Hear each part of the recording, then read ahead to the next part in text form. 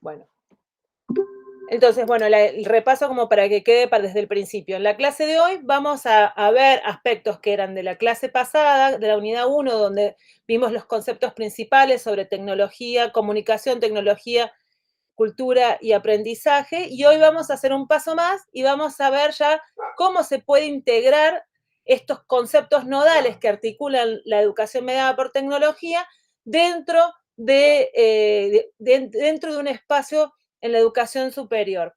Hay algo que me parece interesante que podamos ver, que es cómo es el estudiante universitario en estos tiempos. Algo habíamos, antes de empezar con la clase específicamente, algo habíamos empezado a charlar la vez pasada, pero hay un tema que es interesante ver, que el estudiante universitario, algo que está en el primer libro que les puse al principio de la cursada de esta diplomatura, tiene unas características diferentes por su edad, por el momento histórico en el que vive, y además está inserto dentro de una institución que requiere de él muchísimas cosas, que sepa que funciona de determinada manera. Pero además, la educación mediada por tecnologías requiere de un sujeto que sea autónomo, que pueda resolver cosas, que pueda encontrar respuestas a los inconvenientes o a los interrogantes que se le suscitan. Y allí empiezan los problemas. ¿Por qué empiezan los problemas? Porque este estudiante, estoy buscando acá visualmente un libro que no tengo a mano, pero sí les puse un artículo acá está. Es un investigador español, se llama José Rué, yo le puse material sobre él, se llama El aprendizaje autónomo en la educación superior, que ellos en Barcelona justamente trabajan sobre la importancia de la construcción de la autonomía en el aprendizaje en la universidad. ¿Por qué pensar la autonomía en la universidad? Porque la educación superior ha migrado a los entornos virtuales mucho antes de la pandemia por muchas cuestiones, por los horarios laborales de los alumnos, porque viven lejos, eso les permite poder acceder a la educación superior sin tener que mudarse a la institución, pero además algo que ya nos antecedía a la pandemia, que tiene que ver con que la comunidad de aprendizaje se ha enriquecido con la posibilidad de la mediación tecnológica.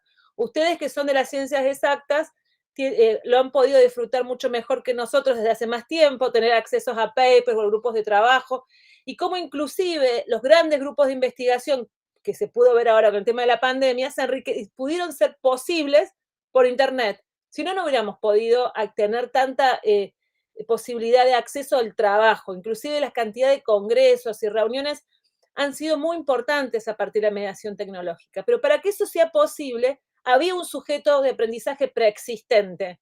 Ya sabían resolver el problema solos. Los investigadores ya sabían cómo hacerlo, con quién tenían que hablar, dónde tenían que buscar la información.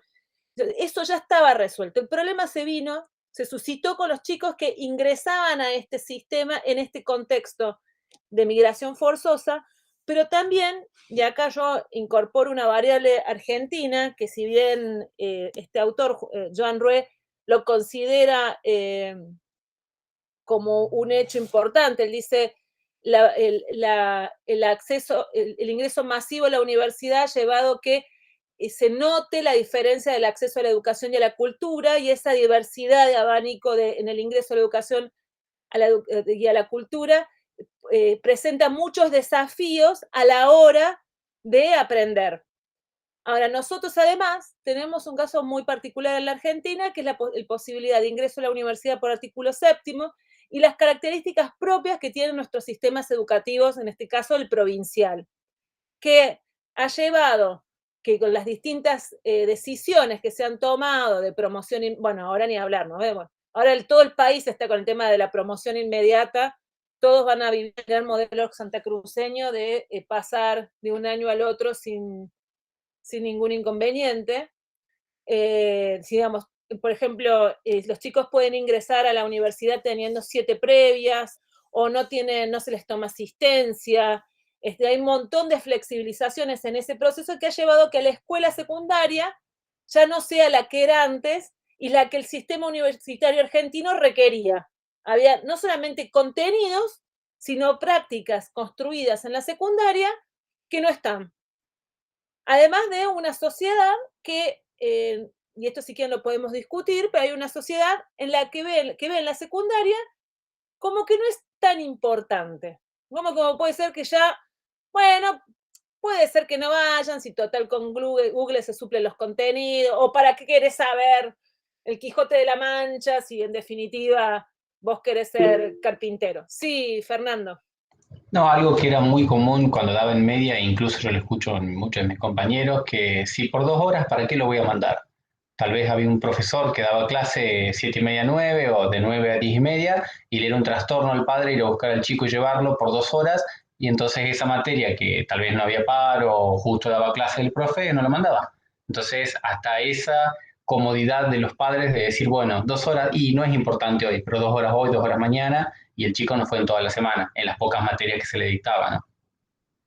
Y además hay cosas que se ve claramente, bueno, acá con Miriam damos en primer año, esto que charlábamos la otra vez, nosotros tenemos un postdoctorado en primer año, hay cuestiones vinculadas a cumplir horarios,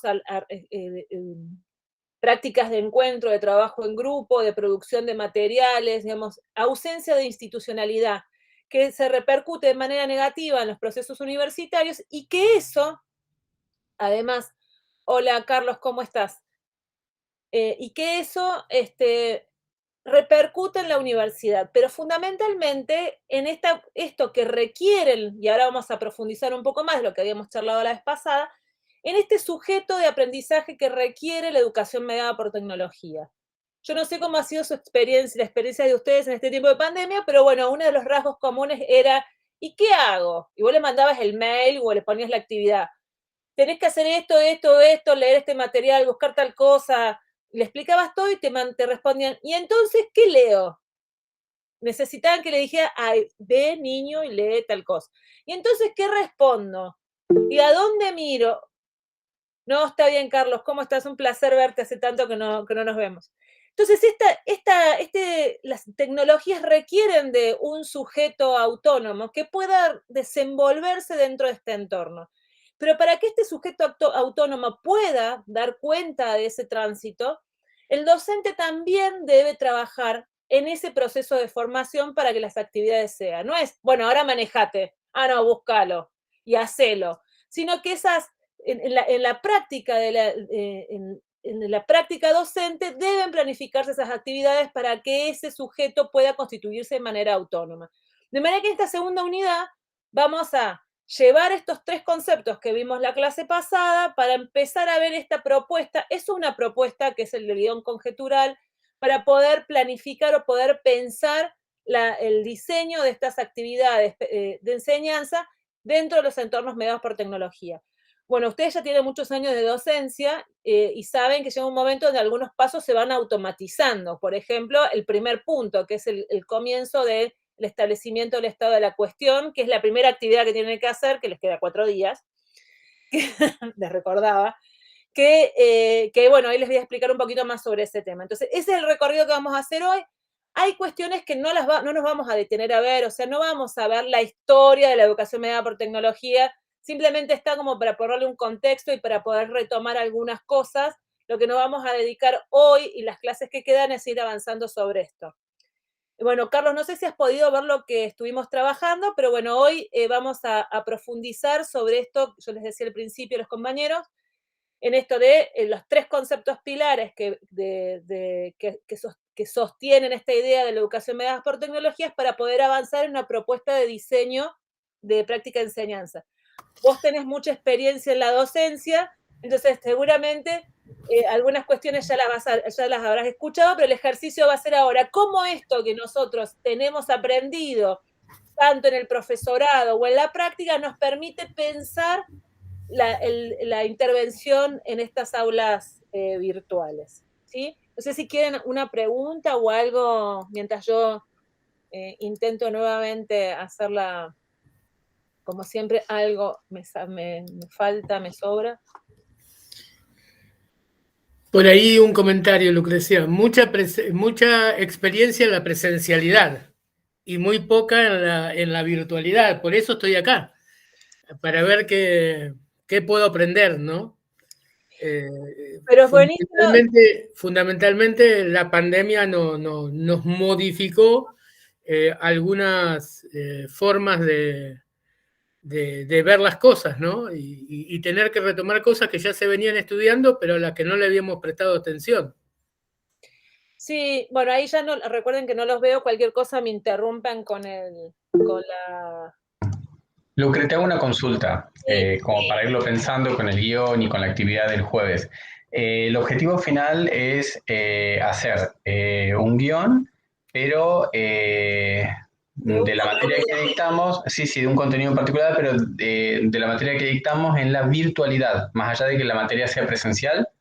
O sea, yo particularmente dicto una materia presencial que se hizo virtual con la pandemia como todos, y por eso la diplomatura y el interés y demás. Entonces lo que yo debería hacer es, bueno, retomar uno de esos contenidos que tal vez se dictó durante la pandemia y hacerlo, bueno, bien, digamos, ¿no? No, es una experiencia. Recuerden ahí de mutearse, chicos, por el eco. Claro, lo que vamos a hacer es planificar una actividad en entornos mediados por tecnología. Sería un contenido dentro del programa. Puede ser una unidad, un contenido, Bien, perfecto. la articulación con lo que sea. En el caso que, bueno, ahí haya compañeros, y esto lo digo para los que no están presentes, y yo sé que hay compañeros que hoy no están frente a alumnos, bueno, sería bueno que me avisen y vemos cómo hacemos en ese caso particular una pareja pedagógica, para que puedan hacer el ejercicio con un compañero que sí está trabajando en un aula, porque el guión, ahora vamos a ver más adelante, pero el guión conjetural requiere de que uno pueda imaginarse un aula posible en un aula existente. Si no conozco un aula, me va a costar un poco más hacerlo. Así que en el caso de que haya alguien que no lo esté haciendo, que me avise y armamos una pareja pedagógica. Es muy importante y es por eso esta propuesta de guión conjetural nos permite partir necesariamente, y bueno, hoy se lo quiero dedicar a Leonor Arfuch, que lamentablemente murió ayer y que fue una de las personas junto con Gustavo Bombini, por ejemplo, que propusieron esta relación entre lo etnográfico y lo pedagógico para poder pensar los procesos de construcción de la práctica docente. Digamos, partir de esto que decíamos la clase pasada, partir del reconocimiento del lugar que ocupo en la sociedad, de mi trayectoria, de mi biografía, y desde allí proponer las actividades de enseñanza. Este contenido de reconocer el lugar en el que yo me encuentro es fundamental para poder ver, por eso hablábamos de punto de partida, para poder ver desde qué lugar tecnológico voy a proponer mi estrategia de enseñanza. Entonces vamos a empezar, cualquier cosa recuerdo que me frenen, punto de partida.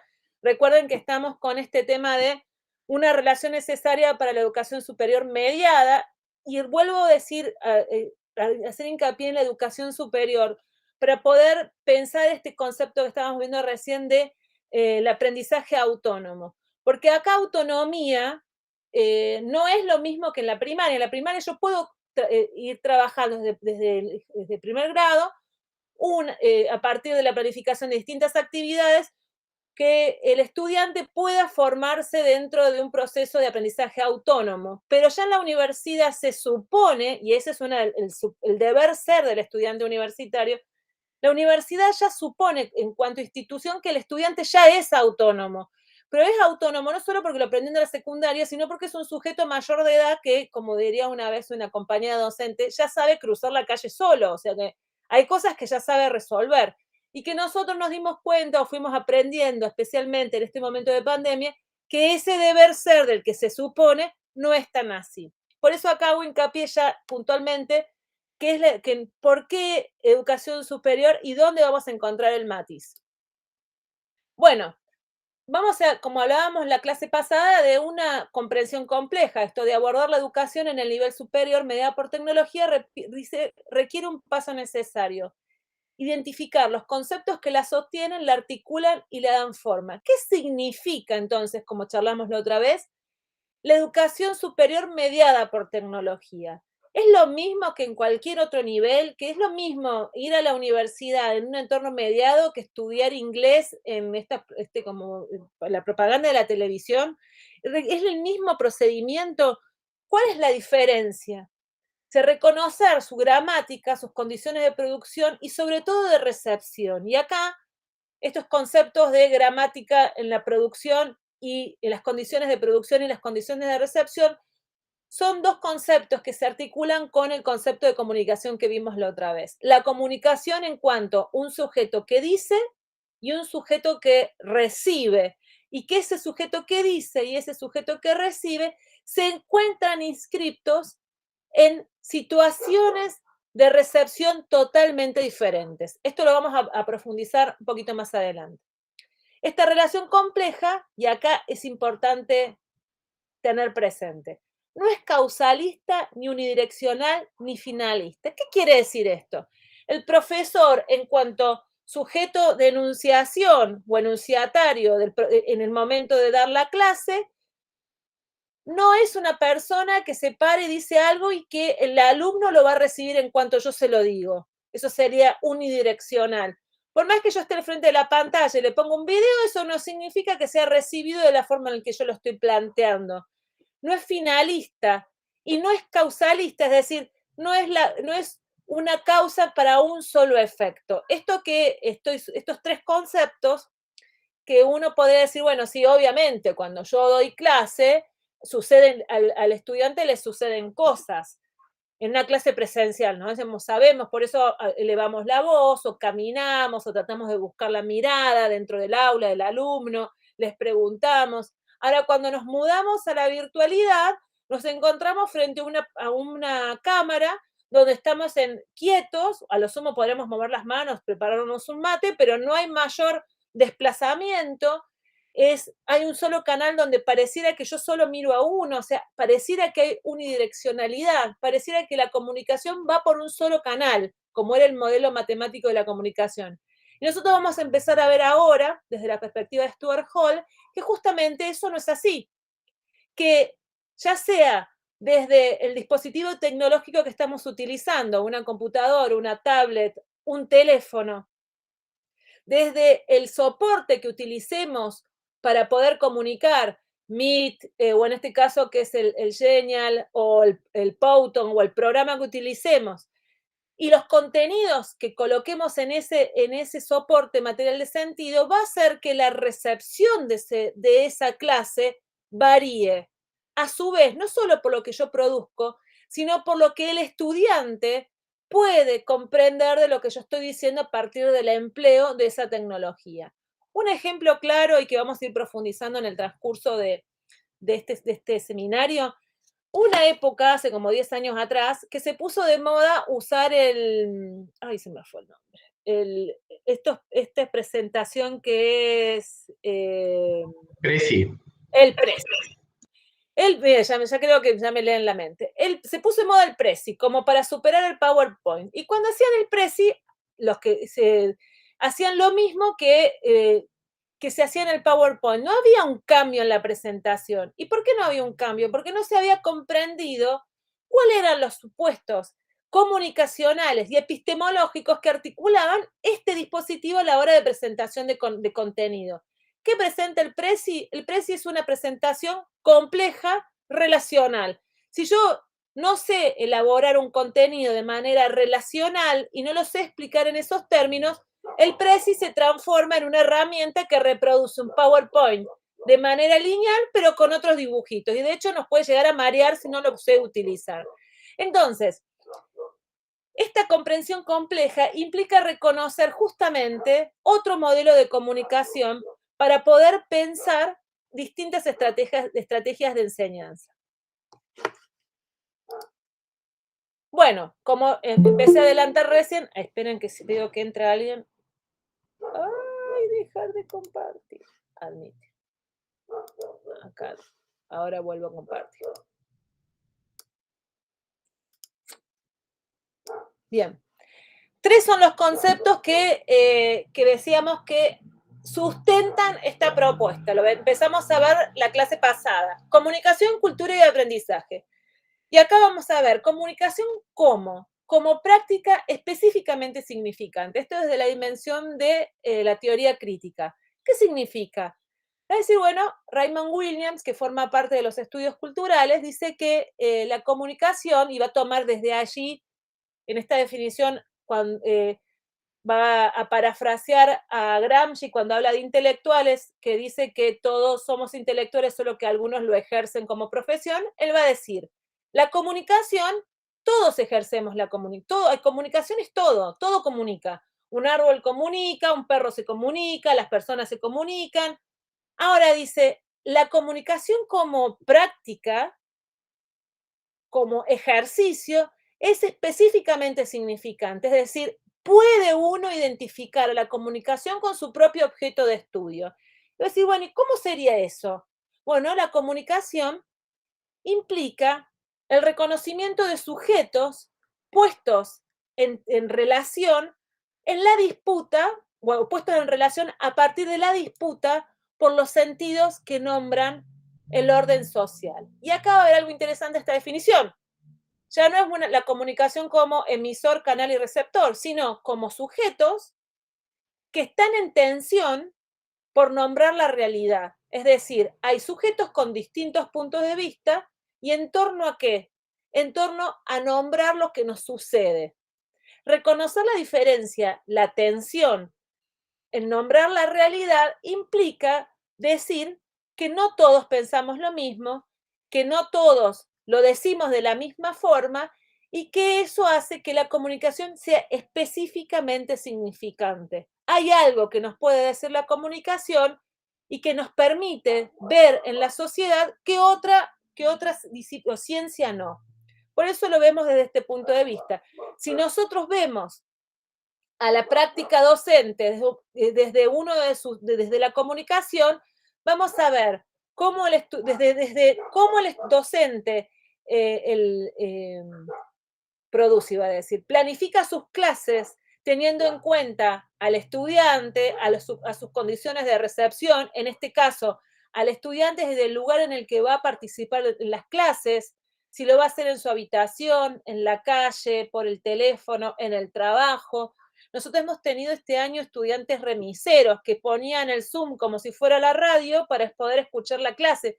Lo que a mí me paraba los pelos porque este chico va a chocar. O sea, ¿cómo va a hacer eso? Bueno, pero el chico para poder asistir a la clase era la única posibilidad que tenía. Entonces, esa es una condición de recepción que le va a implicar al estudiante atender de una forma totalmente distinta que estar en el aula. Entonces, pensar a la práctica docente atendiendo a la comunicación ya nos muestra otro panorama en el momento en el que yo produzco esta clase. Por ejemplo, esto que hablábamos la clase pasada cuando un estudiante dijo, en definitiva se han vuelto PDFs con patas, cuando hablaban con los profesores, en esto de que las aulas virtuales se transformaron en repositorios de PDF. O, por ejemplo, algo que pasa en otros sitios en materias que ya hace tiempo que se da de manera virtual y que reponen clases grabadas hace 5 años atrás. Dice, bueno, en vez de dar un teórico, suben la clase que ya grabaron alguna vez cuando éramos, yo por ejemplo, es como yo subí una clase hace 5 años atrás cuando era rubia, tenía el pelo lacio y pesaba como 15 kilos menos. Decía, pero Sotelo, no cambia nunca, van a decir.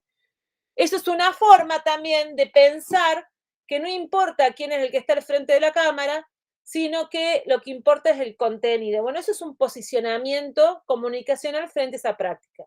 El otro concepto que está totalmente relacionado con esto es el de la cultura.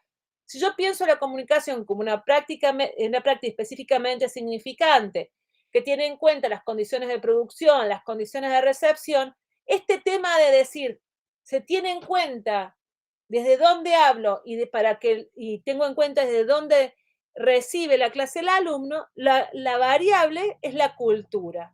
Y acá la cultura como práctica, como conjunto de ideas y saberes.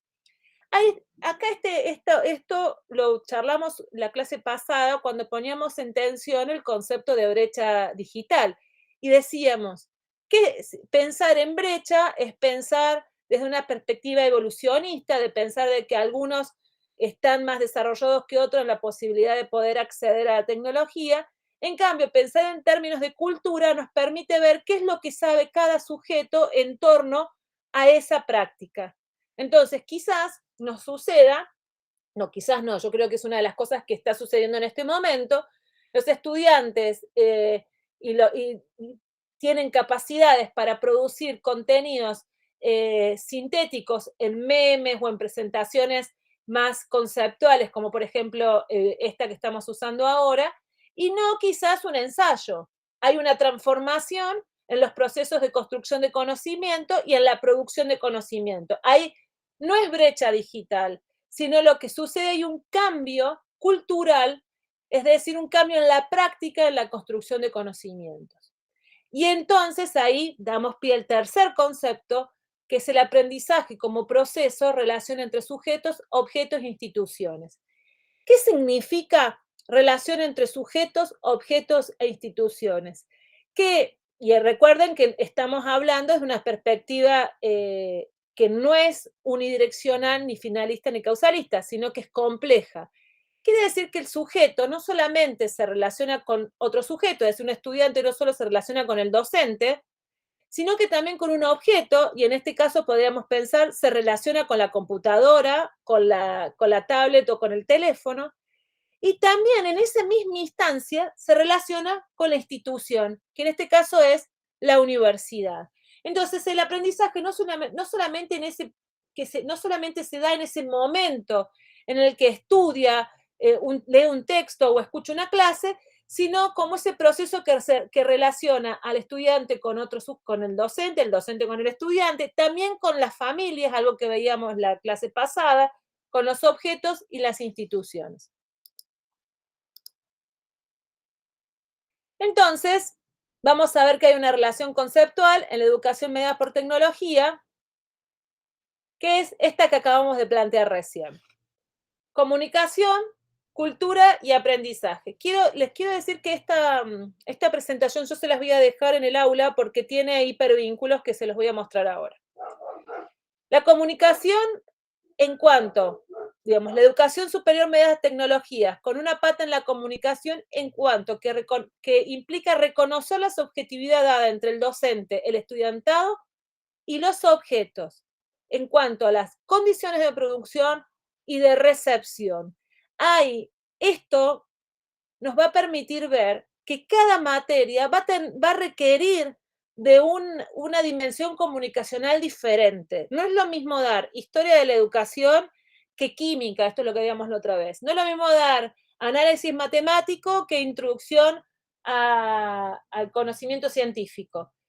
Si bien la relación comunicacional que se va a construir también va a ser compleja, va a necesitar reconocer distintas perspectivas del estudiante y del docente en relación a lo que uno va a decir. Y las condiciones de producción hay condiciones está mal escrito.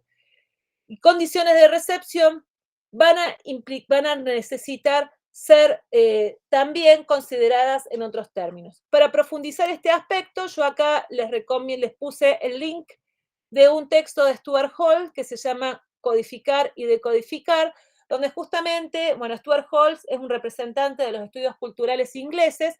Él va a plantear que en un proceso de comunicación que se da, por ejemplo, en la educación, hago un pie acá de explicación, Stuart Hall junto con Raymond Williams eran docentes en la nocturna para adultos en Inglaterra, en Londres. Raymond Williams daba literatura inglesa y Stuart Hall sociología, y ellos, a partir de distintos desafíos que se le producía la práctica docente en adultos mayores, empezaron a indagar qué pasaba con el aprendizaje de estos sujetos. Bueno, producto de estas investigaciones hay varios textos, uno es Codificar y Decodificar, y el otro es, que yo les contaba de Raymond Williams la clase pasada, que es Marxismo y Literatura, el otro es El campo a la ciudad y la teoría cultural y demás. Ellos recuperan la dimensión cultural de los procesos comunicacionales en el momento del aprendizaje. El otro concepto tiene que ver con el concepto de cultura que veíamos recién entonces, y acá hacemos hincapié en el reconocimiento de la trayectoria. Por ejemplo, si pensamos condiciones de la recepción, es decir, nuestro estudiante en el aula posicionado en un lugar particular, yo tengo que indagar de dónde viene. Esto que en los medios de comunicación han puesto de manera muy banal o lo han utilizado como pantalla para decir, ¡ay, cómo le gusta estudiar a este niño! Que va a buscar señal al medio del campo para poder tener la clase, a mí me pareció un horror, porque en vez de ver que hay una carencia y que sobre la cual se debe trabajar, se decía, mira qué lindo, el chico estudia donde puede. No, habría que pensar qué significa esto que nuestros estudiantes no tengan un lugar donde para poder estudiar, para poder abordar esa realidad. Nosotros como docentes tenemos que conocer las trayectorias de aprendizaje de nuestros estudiantes para poder indagar, para poder enseñar reconociendo esta situación en la que nuestros alumnos se encuentran. Ello nos implica también, nos invita a ver las multiplicidad de miradas. Todo esto se nota que cuando lo hice estaba muy, muy nerviosa por las elecciones porque hay varias cosas que están mal escritas. El lugar que ocupa en el espacio social. Veamos la relación entre comunicación y cultura para pensar la planificación en entornos mediados por tecnología. Si yo voy a dar una clase voy a poner un caso extremo, logaritmos, supongamos, y necesito utilizar un programa específico para eso, primero tengo que saber si yo lo sé usar. Y después, ¿cuáles son los supuestos pedagógicos que trae este programa para poder explicar de determinada forma? Y luego ver si el estudiante con el que yo voy a trabajar esta tecnología cuenta con el capital cultural suficiente para poder entenderlo.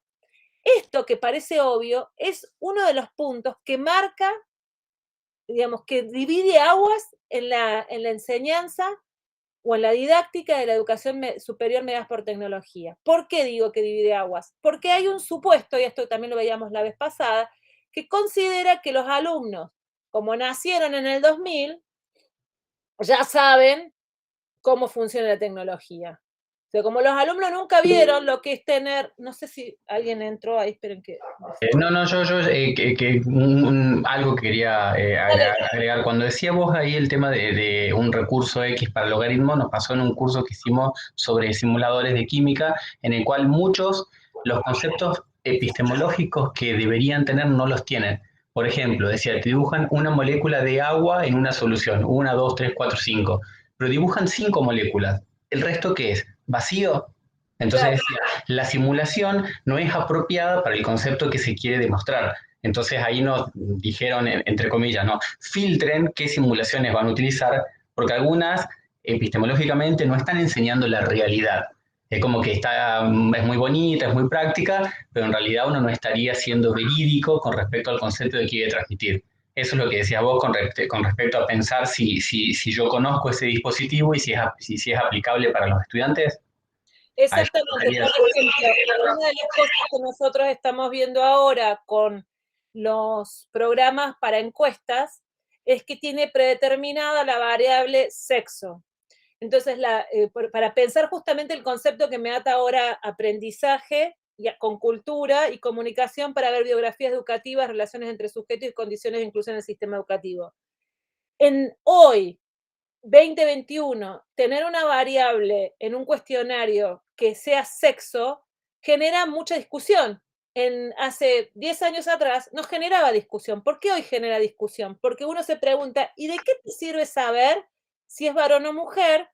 ¿O qué estás excluyendo dentro de esa variable? ¿O qué querés saber vos de eso? Si vos haces por ejemplo, un cuestionario de biografía educativa a un estudiante y le pones sexo, digamos, ¿qué te permite saber si es mujer, si es varón o es trans? La respuesta es decir, bueno, voy a tratar de mis perros hoy con el tema del calor están on fire. ¿No? Voy a cerrar la puerta. A ver, ¿qué información distinta me permite ver la respuesta de una mujer o de una mujer trans en relación a acceso a la cultura, ¿no? Entonces dice, no, bueno, profe, como me decía un alumno, yo si pongo la variable sexo, excluye pensar excluye pensar la mujer trans. ¿Por qué? Digo yo. Y me dice, porque en realidad tendría que poner identidad autopercibida. Entonces, esta categoría, estoy poniendo un ejemplo que inclusive está dividiendo aguas en la investigación en ciencias sociales, porque el SPS no lo tiene, o el Atlas-T tampoco. Entonces ahí decís, bueno, ¿qué hay detrás de esto? ¿Qué es lo que yo puedo ver detrás de esa tecnología? ¿Qué me permite ver esa tecnología para lo que yo quiero construir dentro del aula?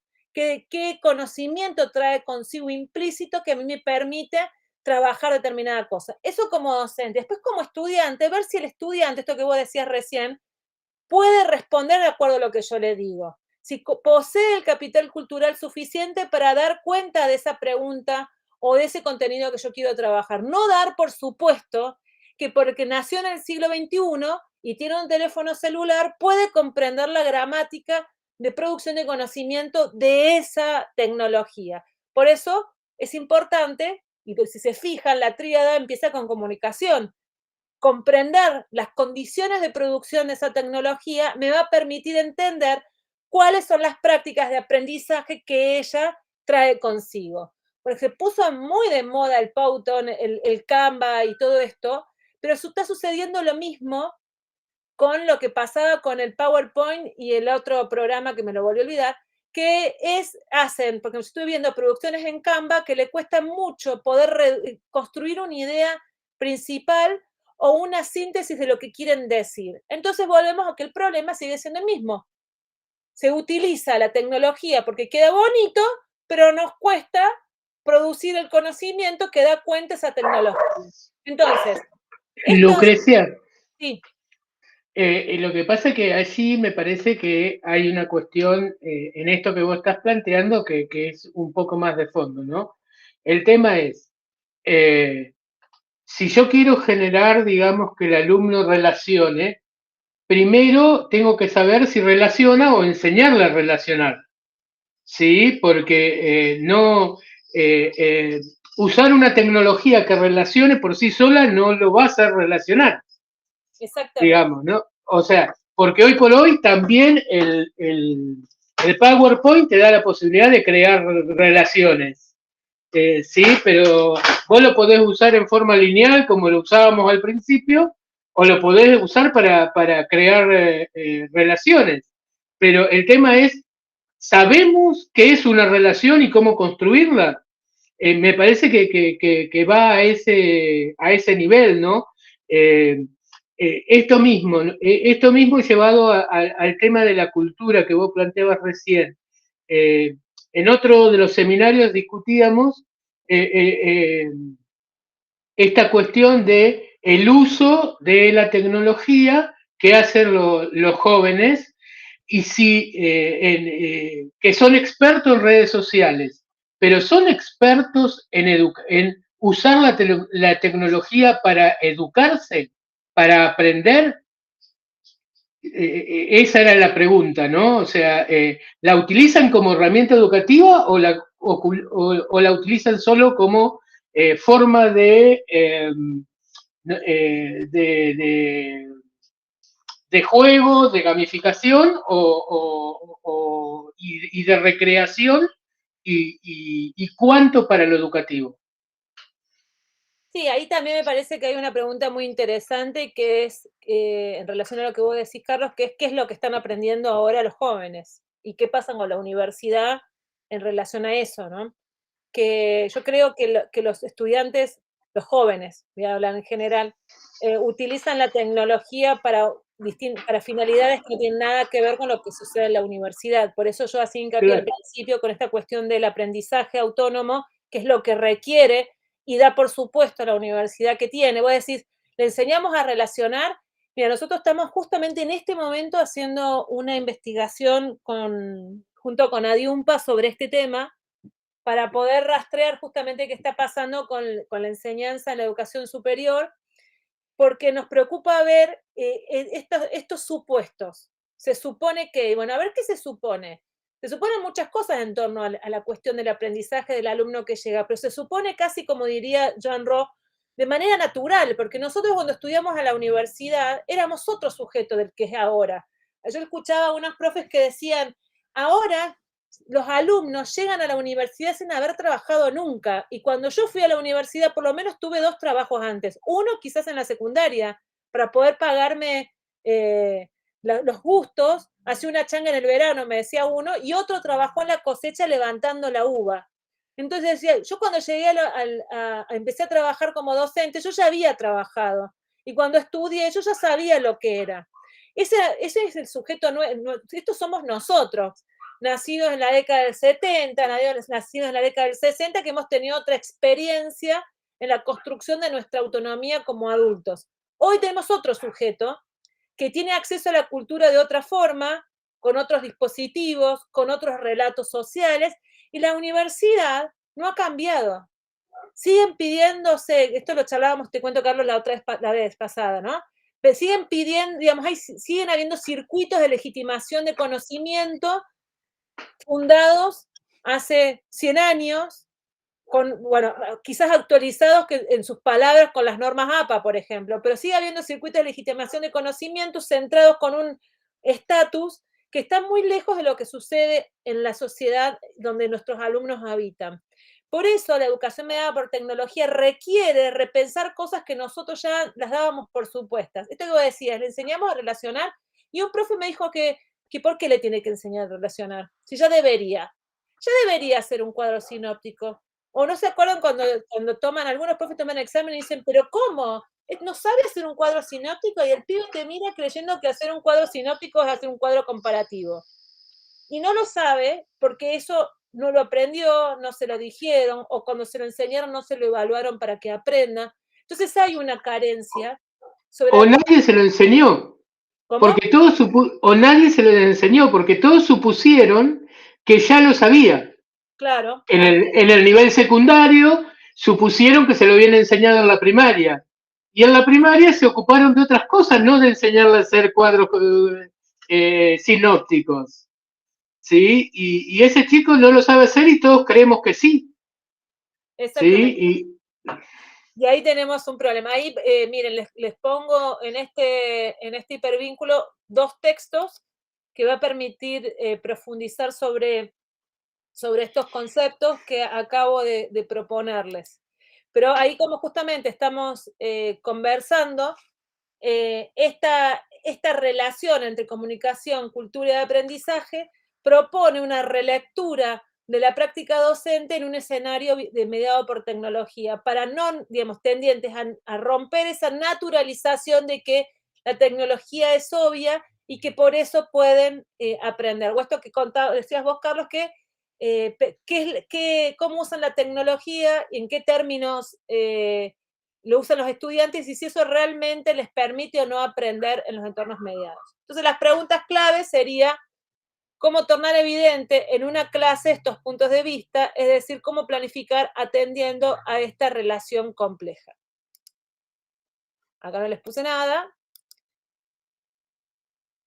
Y vamos a ir entonces a una propuesta que se llama guión conjetural. Yo ahí les puse una de las imágenes de los talleres que hacemos sobre este tema, tanto en el Gabinete de Experiencias Pedagógicas como los talleres de construcción de tesis de posgrado. Este es el taller de cómo escribir una tesis, que justamente trabajamos con esta idea de guión conjetural. Son todas experiencias que se hicieron en esos términos en entornos mediados por tecnología.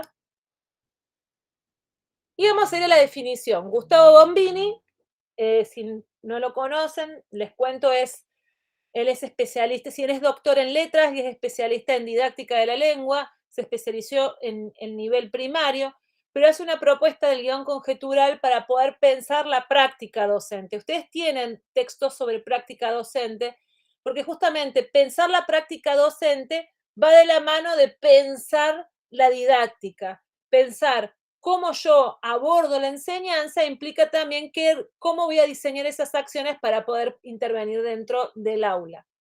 Y acá Bombini nos propone una definición que dice: el guión conjetural es al mismo tiempo un ejercicio de imaginación y de toma de decisiones en el que el practicante hipotetiza en un aula concreto con un aula concreta. Digamos, hace una hipótesis de un aula posible en un aula concreta, entre los que está él mismo, y desafiando el lugar común de la neutralidad escolar.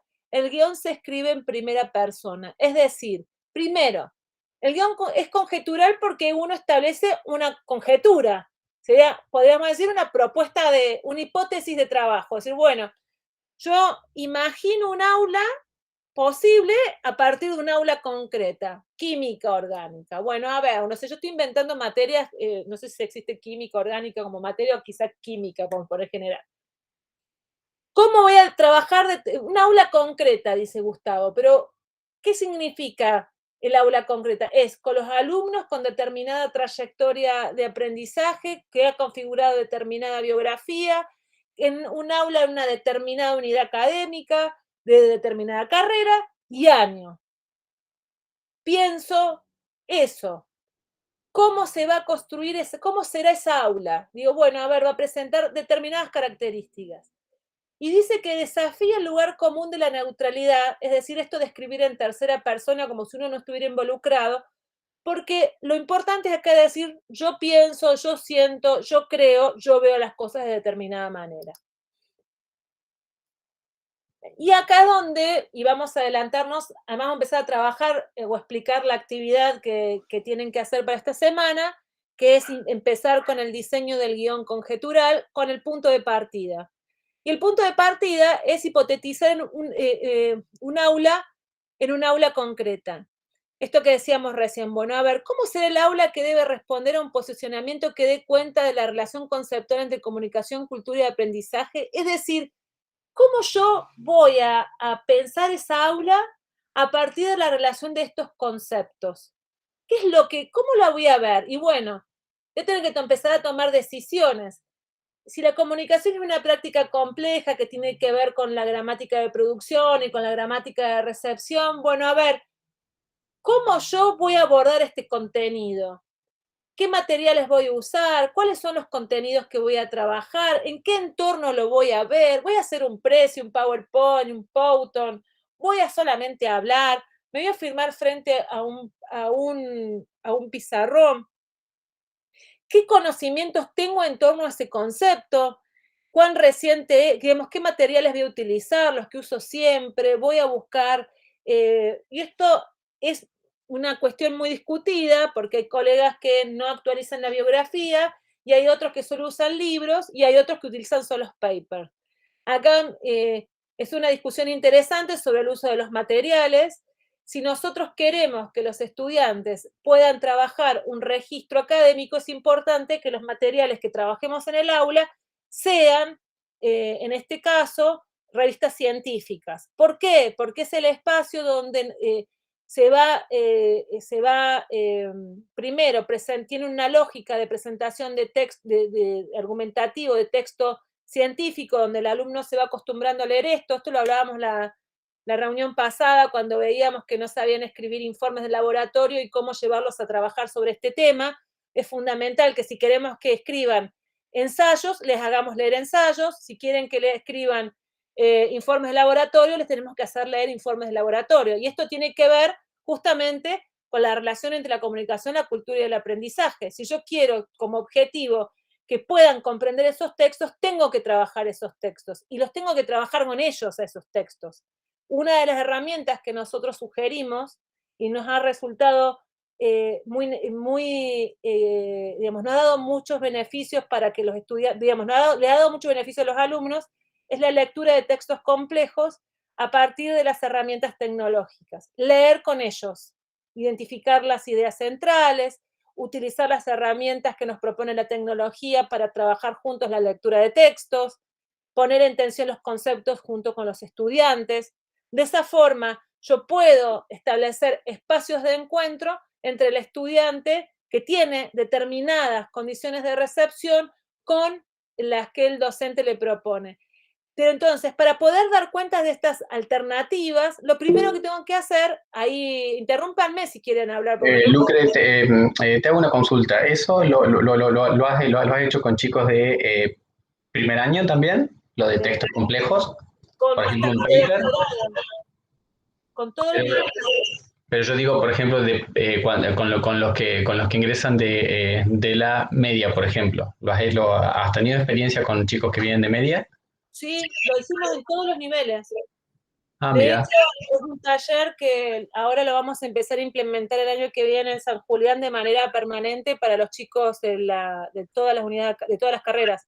O sea, es una técnica que implica mucho cuerpo también, porque hay que sentarse, leer entre todos, lleva distintos niveles de análisis, es empezar uno para leerlo con otros, que ellos también se animen a leer, implica mucho desgaste, o sea, el docente cansa bastante, o sea, no es algo... Sí, no, asumo que sí, más con chicos, bueno, si es todos los niveles, imagínate, me imagino que debe ser súper complejo, pero por eso pensaba un paper, por ejemplo, algo ya complejo per se, con chicos que tal vez uno tiene que eh, hilvanarlo muy fino para que, me imagino que puedan entenderlo, Pero asumo, no sé. no empezás por el paper, arrancás es un proceso. Está bien, no, está bien por eso, pero como vos habías dicho, por ejemplo, si queremos que ellos entiendan un informe de laboratorio, darle un informe de laboratorio, si queremos entender un paper, darle un paper, entonces yo pensaba, las materias que yo dicto, y digo, bueno, son de primer año, primer cuatrimestre, segundo cuatrimestre, y digo, ¿estarían preparados para, por ejemplo, darles un paper? ¿Me entendés? Esa es mi pregunta. Es que lo que tendrías que hacer, voy a hablar porque te voy a dar una sugerencia, lo que tendrías que hacer al principio de la materia es leer junto con ellos un texto, mostrárselo, Está bien. explicar, si después podemos, si quieren yo después les puedo contar cómo funciona la estrategia, es una clase, sentarte del principio de la materia, agarrar uno de los textos que a vos te parezca que son más claros y más centrales para poder entender toda la dinámica de trabajo y decirles, bueno, miren chicos, esto es, hoy vamos a trabajar determinado contenido, pero lo vamos a leer entre todos. En tu caso, que no es una materia del profesorado de enseñanza, de ningún profesor de educación, no es necesario que le digas esto es una estrategia o tal cosa. Lo podés hacerlo con ellos sin tener que decirle cuál es el objetivo pedagógico. Lo vas viendo Claro. lo decís, bueno, vieron acá cómo funciona el título. ¿Qué es un subtítulo? Fíjense, va separando las partes del texto, qué significa hipótesis. Miren cómo construye la hipótesis. Bueno, de esa forma nosotros lo sugerimos justamente como una estrategia para la enseñanza de la educación superior, porque en esto que charlábamos recién con Carlos, de todos los supuestos que hay, uno de los supuestos es que saben que pueden leer estos textos. Y así como suponen muchas cosas de los niveles anteriores, en la universidad, en cada materia, todos suponen que el otro le enseñó algo y en definitiva nadie les enseña nada. Realmente siempre suponen que en análisis del discurso se los enseñamos, pero nunca nos alcanza el programa para enseñar todo lo que pretenden que nosotros les enseñemos. Es muy importante y una de las perspectivas que aborda este tema se llama literacidad, es justamente que en cada materia los docentes les enseñen a leer los textos que se trabajan en cada disciplina. Y en esto es mostrarle los hilos de la marioneta, digamos. Decir, bueno, mira, acá se ve tal cosa, fíjate cómo coloca la fórmula. ¿Por qué la pone acá y no la pone allá? ¿Por qué se lee de derecha a izquierda y no de izquierda? Estoy inventando, ¿no? Cosas. Si vos le mostrás ese procedimiento, va a poder entender cómo leerlo y fundamentalmente cómo estudiarlo, sin tener que estudiar en memoria. Esto que yo estoy explicando, que es una estrategia que también se puede utilizar en la presencialidad, generalmente tiene mayores, digamos, da más frutos si se trabaja en la virtualidad porque nos permite que el texto esté puesto en primer plano. Y acá vuelvo a lo de las gramáticas de producción, donde interviene la comunicación. Ustedes ahora no me ven, no sé si me ven a mí, yo no los veo a ustedes, lo que está centrado en la pantalla es la presentación, no la persona que habla. Entonces todos miramos a la pantalla.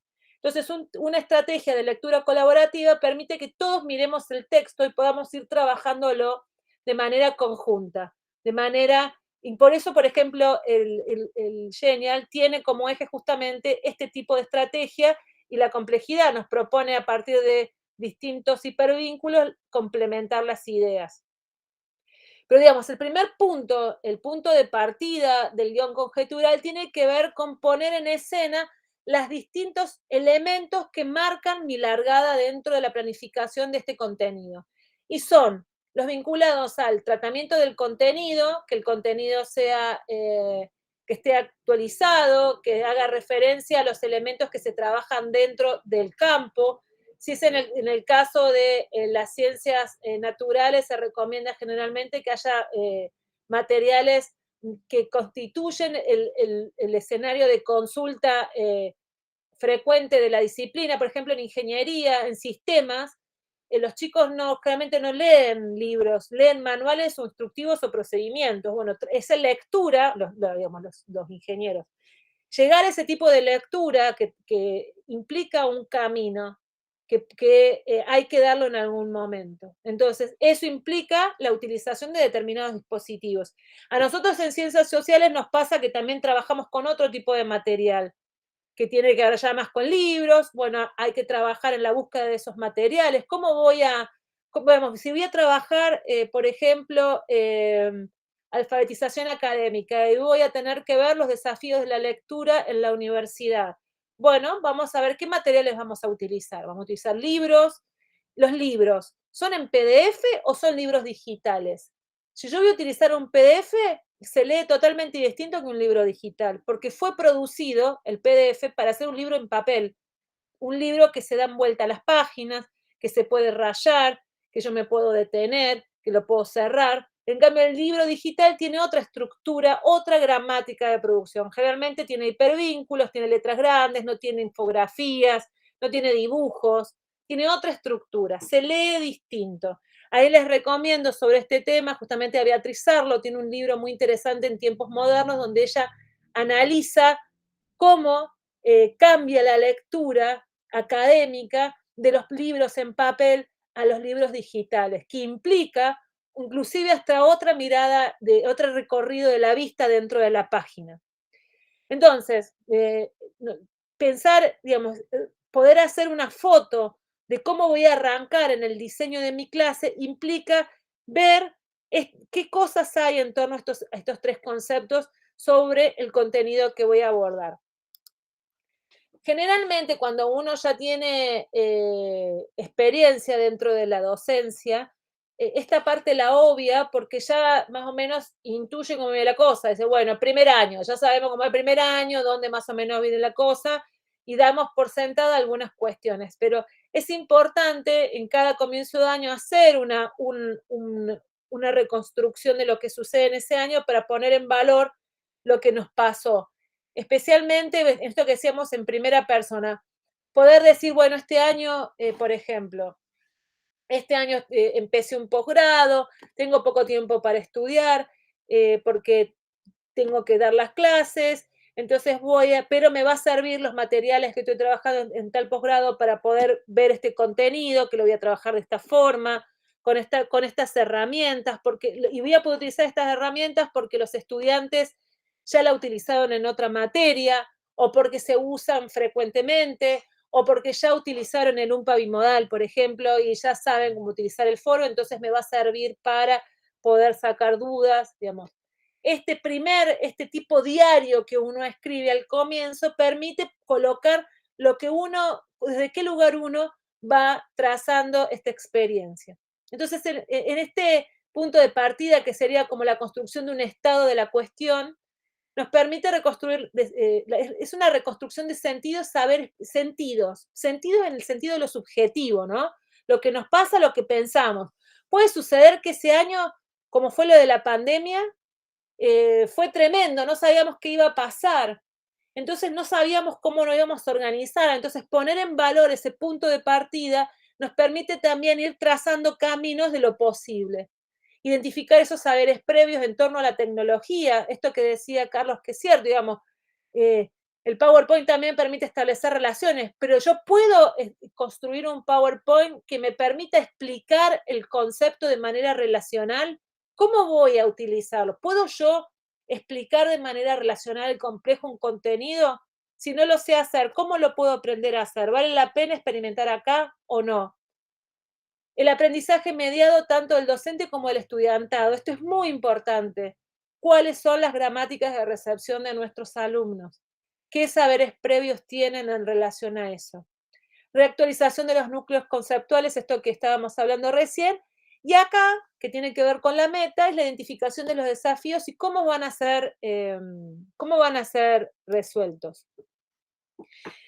Este estado de la cuestión, mientras más completo sea, nos va a permitir a nosotros establecer distintas rutas de intervención para poder definir cómo vamos a tratar este tema. Puede suceder, por ejemplo, que al principio tengamos que hacer una introducción conceptual, entonces tan solo con un PowerPoint tradicional o como un PowerPoint lo puedo resolver, y después tenga que haber tiempo histórico. Entonces ahí hay distintos programas muy buenos para hacer línea de tiempo que nos vienen a resolver cosas que en la presencialidad se nos complican. La construcción dinámica del tiempo histórico implica una reflexión y una visualización que si nosotros lo podemos trabajar con algún dispositivo, lo vamos a poder incorporar de una manera más significativa en la enseñanza. Entonces, el guión conjetural es conjetural porque conjetura una postura que nos va a permitir definir una estrategia. Entonces, para poder definir una estrategia, lo primero que tengo que tener claro es el escenario en el cual me encuentro. Y eso generalmente se hace siempre al principio de la materia. Después, cuando yo voy cambiando de contenidos, el punto de partida se va reactualizando. Si yo ya trabajé con algún programa, cuando empiece de nuevo para planificar el segundo contenido, no vuelvo sobre eso. Digo, bueno, puedo profundizar o porque ya se aprendió esto, puedo ir por lo otro, etc. Bien. ¿Quedó clara la idea? Se me apagaron las cámaras y se me quedó callado y ya me dio miedo. No, sí, quedó claro, Lucre. Bien. Bueno, mucho más claro que al leer la consigna, ¿no? Sin duda. Bueno, gracias. Eso me da la pauta de que la consigna no era clara también. No, diferente. Digo, conjetural. Es más, no había entendido conjetural a qué se refería. Y ahora que vos explicás hipótesis, claro, está bien, está conjeturando, como decía vos, un aula posible entre un aula real. Pero eso no lo había entendido al leer la consigna. Entonces ahora me quedó claro. Gracias. Pablo. Hola, buenas tardes. Sí, yo tenía, digamos, una inquietud respecto a esto de lo conjetural. Es como hipotetizar de alguna manera lo que mencionaste al inicio, esta cuestión de un escenario en el cual uno va a construir conocimiento con el alumno, digamos. ¿Qué herramientas, qué estrategias va a utilizar en ese sentido, desde la virtualidad? Sería que es el contexto que estamos transitando ahora. Claro, ahí yo lo que le aprovecho a decir que la consigna está en el aula hacia el fondo, hacia abajo del aula, yo generé una sección donde vamos a ir, están cada una de las actividades que nos va a permitir llegar al trabajo final. El trabajo final va a tener varios capítulos. Ahora empezamos a hacer el primero, que es el primer parte del guión conjetural. Sí, Pablo, sería como antes se hablaba diagnóstico, pero que el diagnóstico solo se circunscribía a ver qué saberes previos tienen los alumnos sobre determinado contenido. Acá, como es una perspectiva relacional, vemos los saberes previos de los alumnos, los del docente y la tecnología, porque acá es importante reconocer qué se sabe sobre determinada cosa, sobre determinada tecnología para poder actuar sobre ella. Y que no de lo mismo utilizar una tecnología que la otra. Recuerden que la clase pasada poníamos en tensión este concepto de tecnologías del paradigma instrumental. O sea, no es algo que yo manipulo y lo uso de acuerdo a cualquier contexto, sino que cada tecnología tiene su epistemología que orienta su acción, ¿no? Ahí, Graciela. Sí, yo te quería consultar, a mí, no sé si yo lo trabajé así como un guión conjetural, ¿no? Pero, por ejemplo, cuando comenzó la pandemia, bueno, con esta migración forzada de los alumnos, yo me di cuenta que, bueno, que había algunos alumnos que realmente no tenían los dispositivos tecnológicos. Yo había diseñado un aula virtual, que ya la tenía diseñada de antes, pero para los alumnos que carecían de computadora, por ejemplo, esas actividades que yo proponía no eran válidas, ¿no? Porque yo sabía que iban a tener ciertas limitantes. Sin embargo, yo tenía un viejo PDF que yo había redactado hace muchos años cuando empecé a dar así en forma a distancia la materia contabilidad. Y yo en ese texto, por ejemplo, redactaba así como si fuera, como ya soy vieja, ¿no? Como si fuera para aprender contabilidad por correspondencia, ¿no? O sea que el alumno tuviera nada más que algún dispositivo donde pudiera abrir eso y leerlo, ¿no? Y entonces está explicado a paso todo, incluso estos hilos de la marioneta que generalmente generan el problema en contabilidad, que son las palabras debe y haber, que los chicos se hacen un lío al clasificar las cuentas, porque en realidad son dos columnas, una se llama debe y el otro se llama haber, que le podrían haber puesto blanco o negro, y no iba a generar los problemas que genera, porque los chicos leen debe y creen que es una deuda y se hacen un lío los que recién empiezan. Entonces, basado en eso, yo retomé ese viejo PDF que tenía, lo ayorné un poco, ¿no?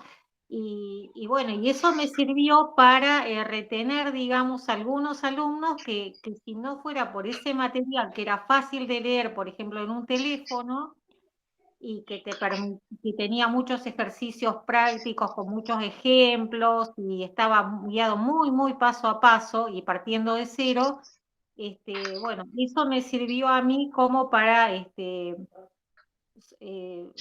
bueno, para pasar para solucionar ese problema, ¿no?, que teníamos al principio de la pandemia. Y bueno, eso era lo que yo quería ver, si eso como guión, o sea, si en ese momento yo intuitivamente había trabajado sobre una especie de guión conjetural sin saber lo que era un guión conjetural. Eso es lo que te pregunto. Sería como, digamos, serían los pasos posteriores. Lo que vos hiciste es un manual, un instructivo, que es muy común para utilizar en los entornos mediados por tecnología y que son, primero dijiste algo que me pareció clave, se podía leer desde un teléfono. Una de las cosas que nos mostró, que nos dio como evidencia la pandemia, es que los estudiantes leen lo que entra en la pantalla. Lo que no entra en la pantalla no se lee. Y uno dice, pero ¿cómo? Pero si no, pueden hacerlo así con el dedito. No, lo que no entra en la pantalla no se lee, porque lo que la estructura de lectura en entornos mediados está circunscripta a la pantalla y como no se da vuelta como una hoja, estoy acá haciendo el gesto, no se da vuelta como una hoja, sino que se sube o se baja, si no está ahí, si yo no lo puedo ver rápido, no lo veo. Fíjense cómo Twitter, Instagram y Facebook cambiaron la forma de ver, se llama scrollear, inclusive hay un neologismo vinculado a eso. Sí. Los textos PDF no se pueden scrollear porque tienen mucho texto, cansan a la vista y el chico vio hasta donde pudo, se aburrió y lo dejó. Entonces quizás tu manual, digamos, o tu instructivo, digamos, no está dentro de guión de conjetura, pero quizás haya tenido mucho éxito porque justamente está escrito de cierta forma que para el formato de la tecnología les permitía al chico verlo rápidamente y le resolvía cosas que un texto muy cargado de material no le permitía leer simplemente desde el teléfono. Eso claro, pero sí, discúlpame, pero yo no me refería precisamente a ese PDF. Yo te digo que si yo en el momento que me vi con ese problema, ¿no? Y busqué otras estrategias y trabajé como si fuera un principio de un guión conjetural, porque yo tenía un problema. Eso que implementé es como una estrategia, ¿no? Rescaté algo que hace mucho tenía para un tipo de alumno, porque los otros, bueno, tuve que medio diversificar, digamos, las prácticas para distintas situaciones. Eso... Sí, en principio sí, lo que nos faltaría es desarrollar toda la parte previa, qué es lo que vos fuiste, cuáles son los contenidos, por qué recuperaste eso previamente, y cómo, inclusive lo que podrías trabajar sobre esa experiencia, cómo eso te permitió trabajar hacia adelante las otras acciones y si volviste a resignificar ese material para ser leído en esta estructura. Sí, podría ser. Eso podría ser, trabajar sobre eso. Bien. Carlos. Ay, me estoy muriendo de calor.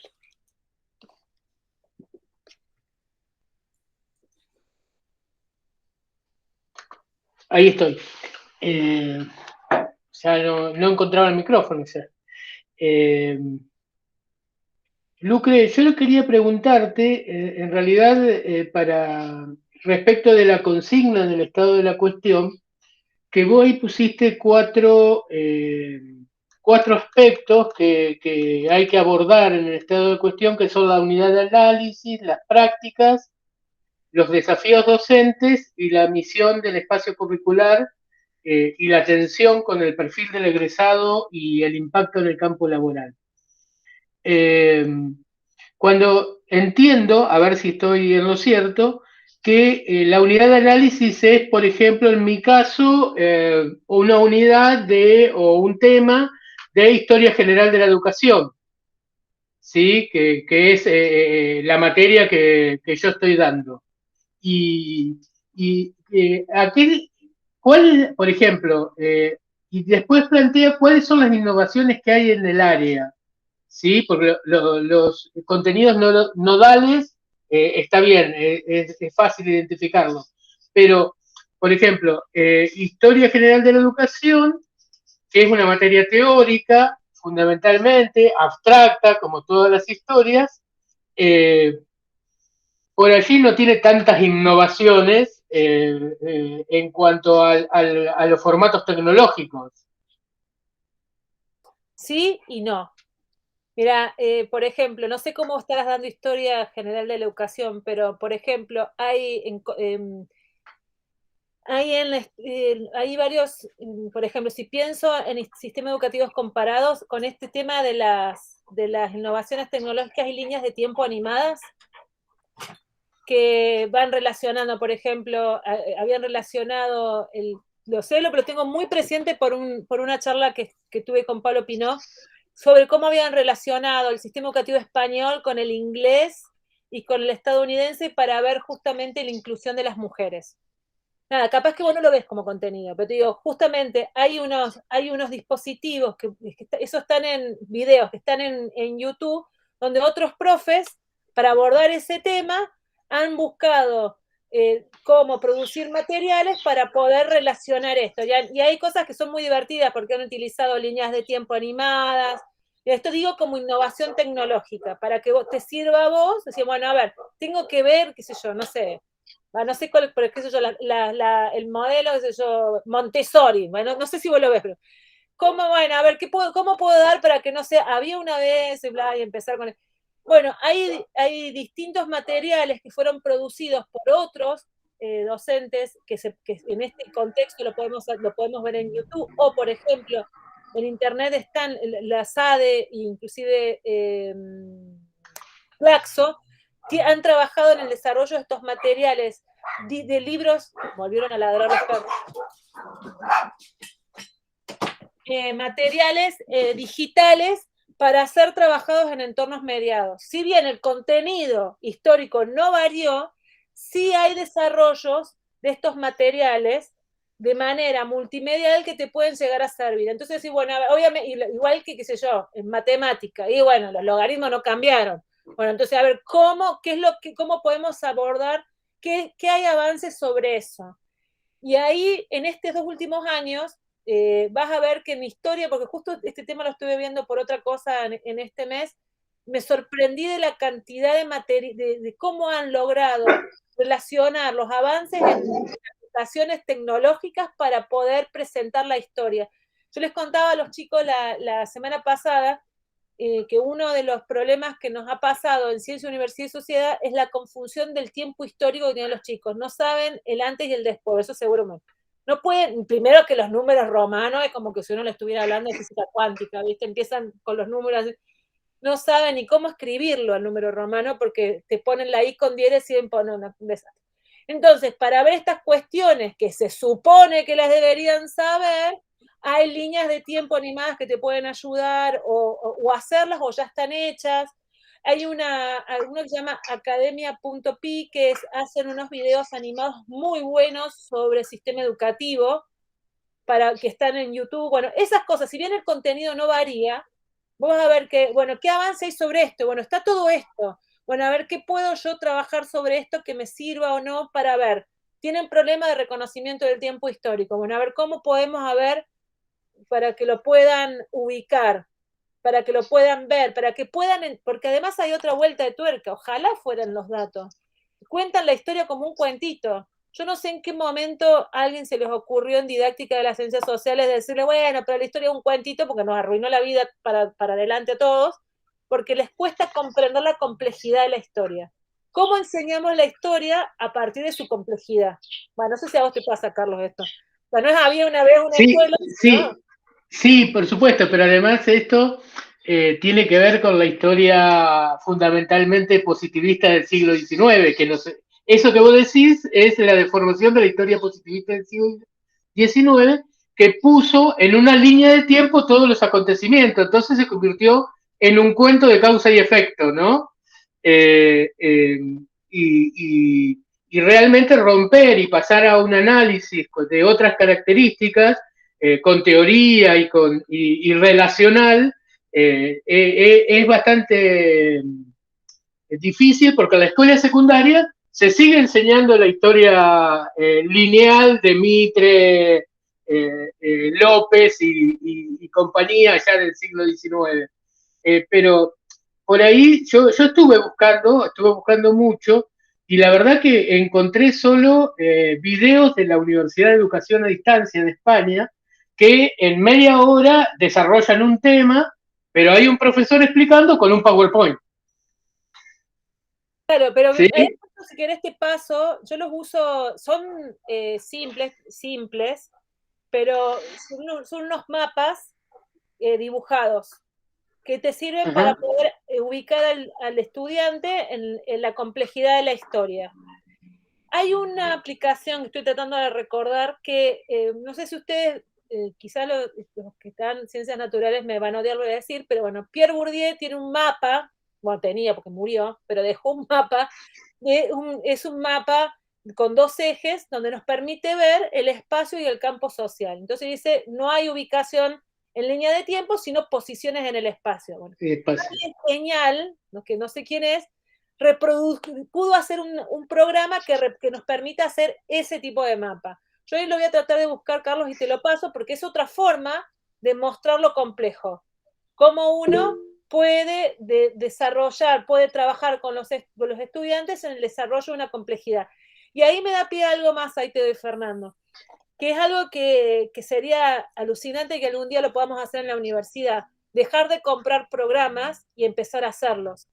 Si nosotros pudiéramos tener, si realmente los institutos funcionaran como en su espíritu fundacional dice, los de ingeniería trabajarían junto con los de ciencias sociales en el diseño de dispositivos que les permitan dar cuenta de lo que quieren representar. Entonces ahí nosotros, en vez de utilizar algo que ya está hecho para ver cómo lo forzamos, para que me deje ver lo que yo quiero ver, hacer programas que nos permiten efectivamente mostrar lo que nosotros queremos. Bueno, que yo quiero ver la historia de manera compleja. Bueno, ¿cómo lo puedo hacer? Me tengo que sentar con alguien de ingeniería, de sistema, para poder trabajar juntos. Hubo algunas ideas de poder hacerlo, pero bueno, lamentablemente es muy difícil sentarse entre distintas disciplinas a trabajar, pero porque además nos resulta más fácil comprarlo o utilizar el trucho que hacer el paso siguiente, ¿no? Pero me parece que el día que podamos pensar nuestros diseños de acuerdo a nuestros objetos de estudio, haremos un avance.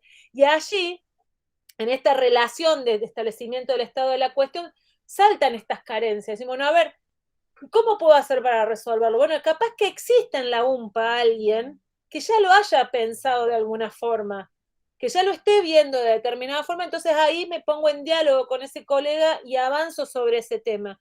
Una de las que, no sé si una vez lo charlamos con Carlos, pero es algo que siempre lo hablamos, digamos. Uno de los problemas que tenemos como UMPA es que los investigadores no nos leemos entre nosotros. Y resulta que cuando nada, nos enteramos, ¡ay, pero si hacemos lo mismo! Y viste, y no tenemos idea de lo que el otro está trabajando. Entonces, si quizás pudiéramos dialogar un poco más, nos encontramos con que estamos haciendo lo mismo.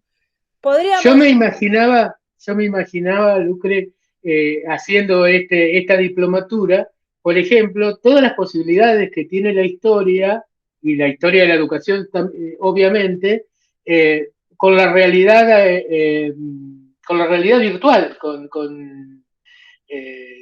¿sí? Y cómo se podría recrear a partir de la realidad virtual los hechos históricos y los procesos históricos con sus múltiples relaciones. Pero de eso no hay todavía experiencias que recreen. Imagínate, meterte en una clase en una universidad del siglo V en Europa, ¿no? En Bolonia. Meterte en una clase en la Universidad de Bolonia. ¿Cómo era esa clase? evidentemente, con la realidad virtual uno lo podría pensar, pero no tenemos, qué sé yo, como tiene por ahí Helio, un programa que diseña en 3D, ¿no? Lo te estamos mangueando, Helio. No, pero bueno, eso que decís para mí es el día que podamos ponernos en diálogo.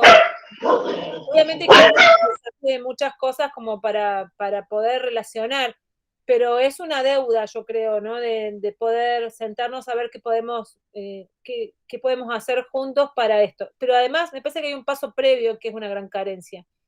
No pensamos la enseñanza, siempre pensamos otra cosa. Entonces, si nosotros pensamos en términos de enseñanza, vamos a poder por lo menos saber qué hace el otro, que era una idea también de este seminario, en aras de ir pensando cómo trabajar la enseñanza en entornos virtuales, también poner en común cómo nosotros fuimos resolviendo estos problemas, porque de nada me sirve a mí discutir sobre la tecnología, el mundo y las circunstancias si no lo puedo llevar a la práctica, si yo no puedo planificar y si no termino reduciendo todo lo que aprendí al mismo esquema con el que lo vengo haciendo. Entonces no hubo ninguna transformación. La idea es que con este espacio podamos, aunque sea, planificar una experiencia y que algún día, si la hacen, me cuenten cómo le fue. Si quieren, después nosotros le podemos contar digo, hablo en plural porque con otros compañeros hemos llevado a distintas experiencias ya en estas instancias y las hemos evaluado para poder ver cuáles son los caminos posibles. Si les parece, la de la lectura de textos complejos, yo después hacemos una clase extra y se las muestro. Podemos ver, Fernando, con algún texto tuyo, de alguna materia específica, o Helio en la tuya, que son más porque quizás en ciencias sociales son más comunes, pero los textos de ustedes tienen formatos distintos para poder mostrarles en qué consiste esa estrategia para después orientar la escritura. Además de la enseñanza, el tema de la escritura sigue siendo un problema en la educación superior, porque se da por supuesto que también saben escribir, y ustedes saben mejor que yo que eso no pasa, ¿no? Pero no es que no sepan agarrar el lápiz, lo que cuesta es poder enunciar situaciones problemáticas.